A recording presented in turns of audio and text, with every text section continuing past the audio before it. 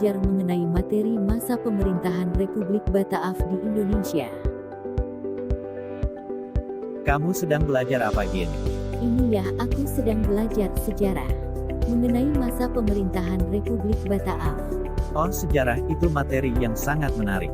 Tapi ya, mengapa Republik Bataaf diawali dengan Daendels memimpin Indonesia? Padahal, dia adalah orang Perancis. Karena, tahun 1785, muncul golongan patriotik di Belanda. Mereka adalah orang-orang yang terpengaruh oleh revolusi Perancis. Lalu, apa yang terjadi di Belanda ya? Bersamaan dengan munculnya golongan patriotik, Perancis menyerang Belanda. Raja Willem V kemudian melarikan diri ke Inggris dan Belanda dikuasai oleh Louis Napoleon. Apa yang terjadi pada Raja Willem V ya? Raja Willem V mengeluarkan surat-surat keu, yang mana para penguasa di Belanda harus menyerahkan daerah jajahannya pada Inggris.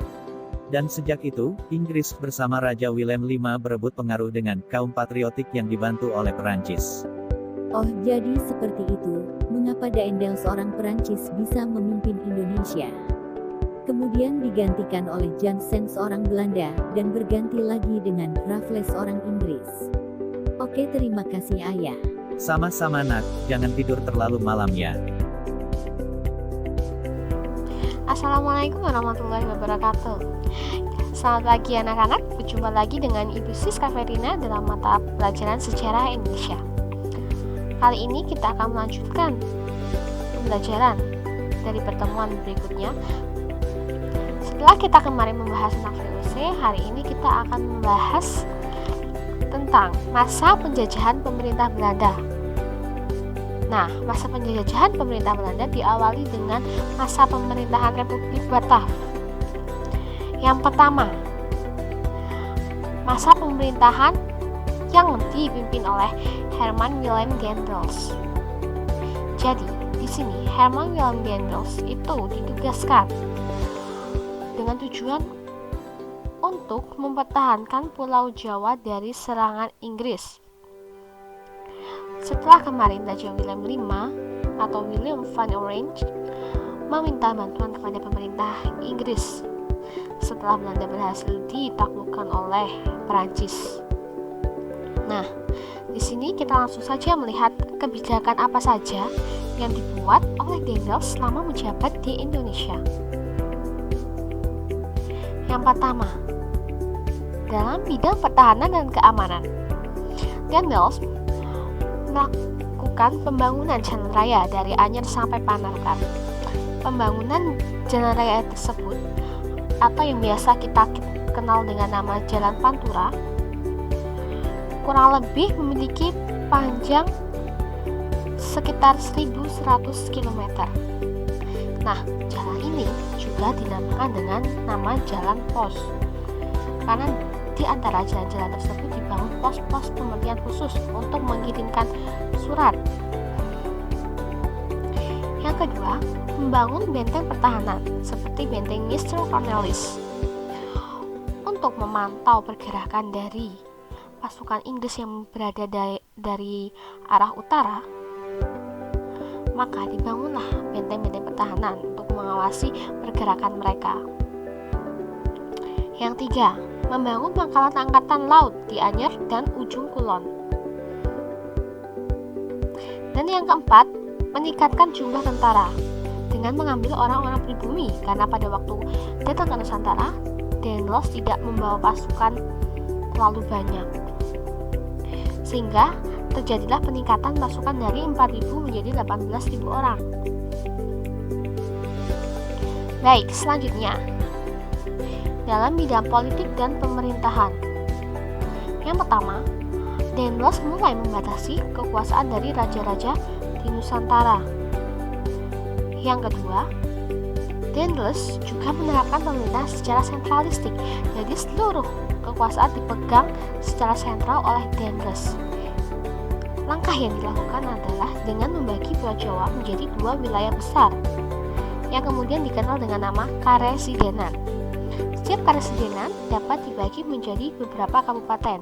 Nah, anak-anak, kira-kira Malang ini dulu masuk karesidenan apa? Iya, benar sekali. Jadi Malang dulu masuk wilayah Karesidenan Malang dengan terdiri dari kalau sekarang Kabupaten Pasuruan, Lumajang, dan Probolinggo. Oke, yang ketiga, dengan adanya dekret tahun 1808 tanggal 18 Agustus tersebut, Dendels merombak Provinsi Jawa Pantai Timur Laut menjadi 5 prefektur atau wilayah yang memiliki otoritas dan 38 kabupaten. Karena hal tersebut, maka Kerajaan Banten dan Cirebon dihapus dan daerah tersebut akhirnya dinyatakan sebagai wilayah pemerintahan kolonial. Yang keempat dan terakhir, Bupati menjadi pegawai kolonial pemerintah yang kemudian digaji. Tapi bupati di sini juga masih memiliki hak-hak feodal tertentu. Selanjutnya, dalam bidang ekonomi dan keuangan. Dalam bidang ekonomi dan keuangan, Dendels melakukan penjualan tanah-tanah ke pihak swasta. Hal ini juga yang menjadi penyebab Dendels nanti akan dipanggil kembali ke Belanda dan digantikan oleh Jensen. Yang kedua, rakyat diharuskan melaksanakan penyerahan wajib hasil pertaniannya.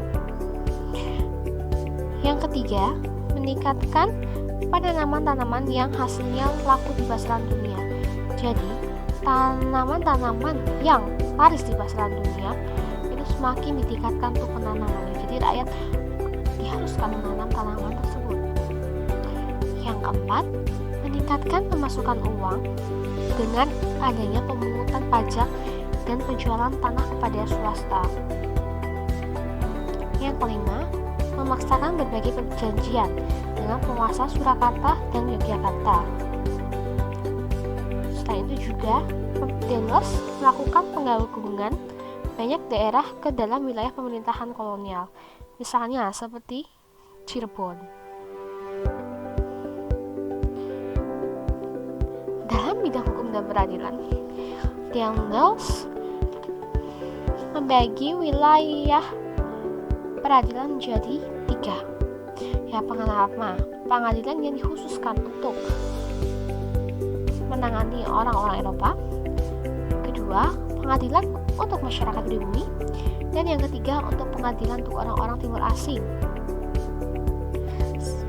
Kemudian, Dendels juga melakukan pemberantasan korupsi tanpa pandang bulu, termasuk terhadap bangsa Eropa. Tapi sayang sekali, Dendels sendiri juga melakukan korupsi besar-besaran dalam praktik penjualan tanah kepada pihak swasta tersebut. Kemudian, bidang sosial, yang pertama adalah adanya kerja rodi pembangunan jalan raya Anyer sampai Panarukan. Nah, dalam pembangunan kerja rodi ini, masyarakat yang bekerja itu tidak diupah. Jadi mereka tidak diberikan upah, mereka juga tidak diperdulikan mengenai kesehatan, sanitasi, air, makanan, dan sebagainya. Kedua, perbudakan dibiarkan berkembang. Ketiga, menghapus upacara penghormatan kepada residen, sunan, dan sultan. Yang keempat, membuat jaringan pos distrik menggunakan kuda pos. Oke, nah, kekuasaan Dendels memang di Indonesia tidak berjalan terlalu lama, hanya sekitar 3 tahun. Kenapa kok bisa? Yang pertama, karena Dendels dianggap gagal menjalankan tugasnya untuk mempertahankan Pulau Jawa dari serangan Inggris. Selain itu juga terjadinya korupsi besar-besaran yang dilakukan oleh Dendels atau oleh pihak lain. Nah, karena hal tersebut, akhirnya Dendels dipanggil kembali ke Belanda dan kemudian digantikan oleh Jan Willem Jensen.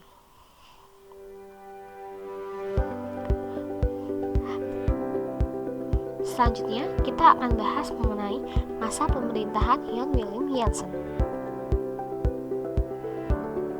Masa pemerintahan Jan Willem Jansen tidak berlangsung lama, hanya kurun waktu beberapa bulan saja. Pada bulan Mei 1811, Herman Willem Daendels yang dipanggil pulang ke Belanda kemudian digantikan oleh Jan Willem Jansen. Nah, Jansen sendiri merupakan seorang politikus yang berkebangsaan Belanda. Sebelumnya, beliau menjabat sebagai Gubernur Jenderal di Tanjung Harapan pada tahun 1802 sampai 1806. Pada tahun 1806, Jansen terusir dari Tanjung Harapan karena wilayah tersebut akhirnya jatuh ke tangan Inggris. Setelah itu, kemudian Jansen ditugaskan untuk pergi ke Jawa dan menggantikan Daendels sebagai Gubernur Jenderal. Tugas utama Jansen sebenarnya untuk memperbaiki keadaan yang telah ditinggalkan oleh Daendels. Selain itu, juga mempertahankan Indonesia atau Hindia Belanda dari serangan Inggris. Tapi, hal ini tidak berlangsung dengan mulus. Karena Thomas Stafford Raffles yang ditugaskan oleh Lord Minto, Gubernur Jenderal Inggris yang berpusat di India pada waktu itu, untuk menguasai Pulau Jawa. Pada tanggal 4 Agustus 1811, Raffles bersama dengan pasukannya yang mengendarai 60 kapal terlihat muncul di perairan sekitar Batavia. Pergerakan Raffles sangat cepat karena Raffles sebelumnya memiliki kedudukan di Penang. Letaknya cukup dekat dengan wilayah Hindia Belanda. Sehingga karena Raffles sudah terlihat di wilayah Batavia, hal ini menyebabkan Jansen kemudian menyingkir ke Semarang setelah tanggal 26 Agustus 1811 Batavia akhirnya jatuh ke tangan Inggris. Ketika berusaha menyingkir ke Semarang, Jansen kemudian bergabung dengan Legiun Mangkunegara dan prajurit-prajurit dari Yogyakarta dan Surakarta. Namun, karena pasukan Inggris yang lebih kuat, mereka berhasil dipukul mundur. Jansen kemudian mundur ke wilayah Salatiga dan akhirnya menyerah di Tuntang. Dan penyerahan atas Jawa dari Belanda ke Inggris ditandai dengan ditandatanganinya kapitulasi Tuntang tanggal 18 September 1811. Dalam perjanjian tersebut menyebutkan bahwa seluruh Jawa dan sekitarnya diserahkan kepada Inggris. Semua tentara Belanda menjadi tawanan Inggris. Semua pegawai Belanda yang mau bekerja sama dengan pemerintah Inggris masih bisa memegang jabatan tersebut. Dan yang terakhir, semua hutang pemerintah Belanda yang dahulu bukan menjadi tanggung jawab Inggris.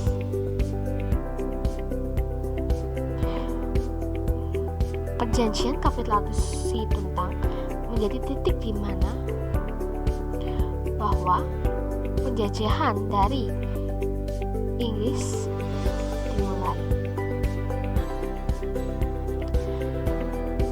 Sekian dari penjelasan Bu Siska mengenai masa pemerintahan Republik Batak.